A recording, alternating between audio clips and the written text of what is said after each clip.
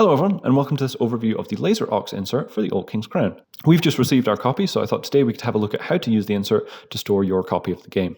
The insert is designed and manufactured directly by Laserox, separately and independently from Eerie Idol Games. When using the insert, you're able to store both the base game and Wild Kingdom together in the base game box, and it has space for sleeved cards as well. So let's have a look at how we can store both the base game and Wild Kingdom together using the insert. So in front of me, I have the base game box that contains the insert that comes as standard when you buy the game. If you do plan to use the Laserox insert, you will need to remove this insert first before placing any components in it. So if you aren't planning on getting the Laserox insert, I did want to demonstrate that the insert that comes as standard with the game is designed to keep your game as secure and safe as possible. So if I remove the board and rulebook here, you notice that there are wells and slots to keep all of your components safe and secure. The player boards act as a way of locking all the components in place, so if we remove these along with the wooden pieces, which are all stored in their own separate bags, so you can find your faction components very quickly. If I remove the player boards, you'll see that these are locking in place the simulacrum board, the council tile, and then underneath that, the sites of power tiles also lock down all of the cards, the solo mode components, and the rest of the components for the game. So I just wanted to demonstrate that although the Laserox insert adds a really nice premium storage solution, the insert that does come with the base game is designed to store everything as accessibly as possible, so you can grab all of the components you need as you need them.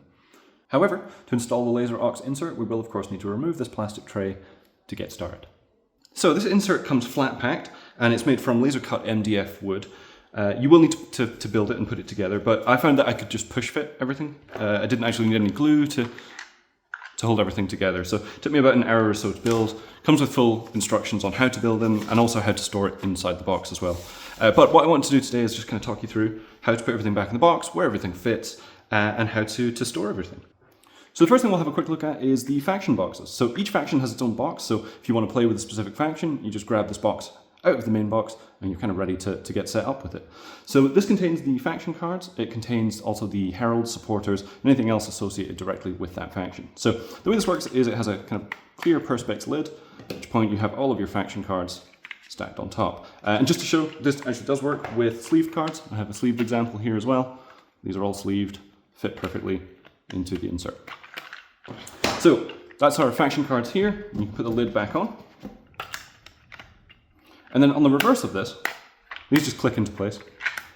On the reverse side, if I flip this over and lift the lid, you can see a container containing all of the supporters, the herald, the tactics, there is the hand size dial, the order track marker, and then all of their faction markers in there. So each faction has their own little self-contained box that you can just grab out of the box and get set up with.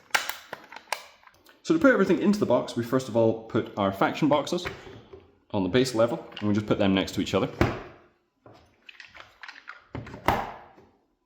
So the next thing we can put away are the tarot cards that come with the Wild Kingdom expansion. So this contains the Travelling Town, the Legendary Creatures, and of course the Aeronauts. And this has its own little self-contained box, so you can just grab out the module that you want really quickly. And of course there's enough space for sleeves in that as well. So these all just slot in here, and this then gets placed into the box right here.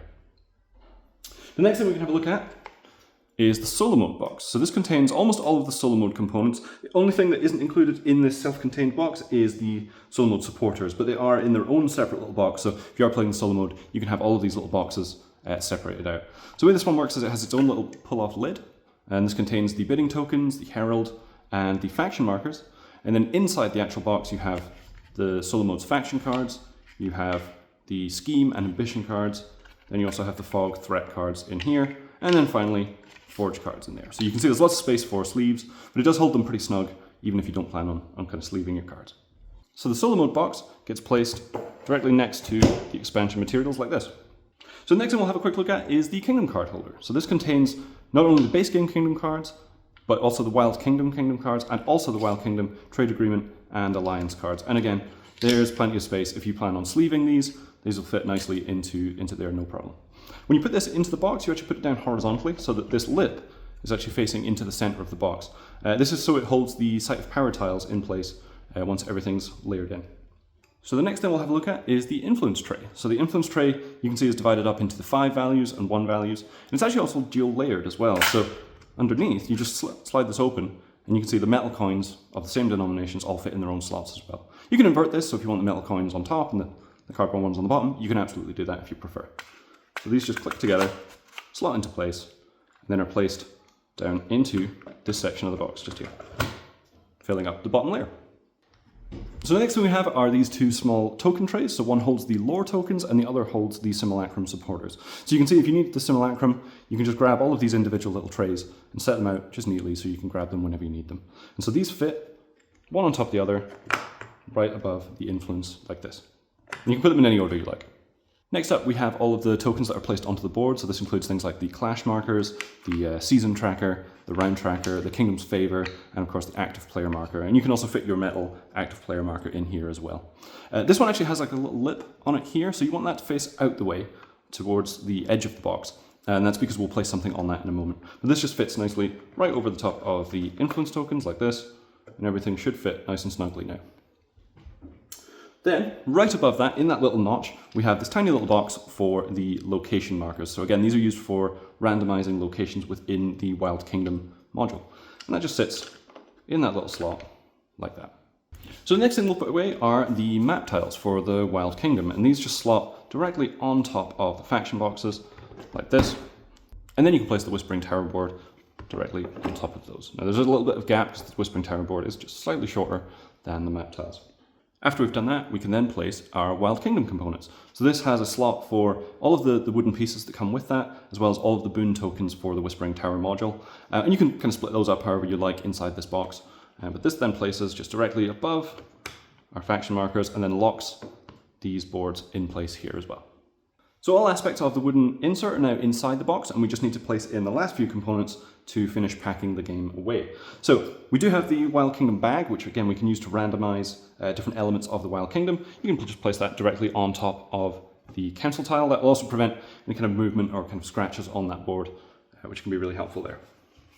Then after that, we can place in our council tile directly on top of this, followed by our simulacrum board. That just gets placed directly here as well. Then just above the kingdom cards and the lore tokens, this slot is where we're going to put our site of power tiles. So these just slot neatly in like this, and you'll notice that little lip on the kingdom card box actually prevents these from sliding around during transport. Finally, we'll put our 4 player boards directly on top. Then the kingdom board goes on top of that. And then the final things to put away are the rulebook, the solo mode rulebook, the Wild Kingdom rulebook, and then of course our rules references as well. And these all just sit directly on top of the kingdom board. Then we can place the lid onto the game, and everything is now packed away.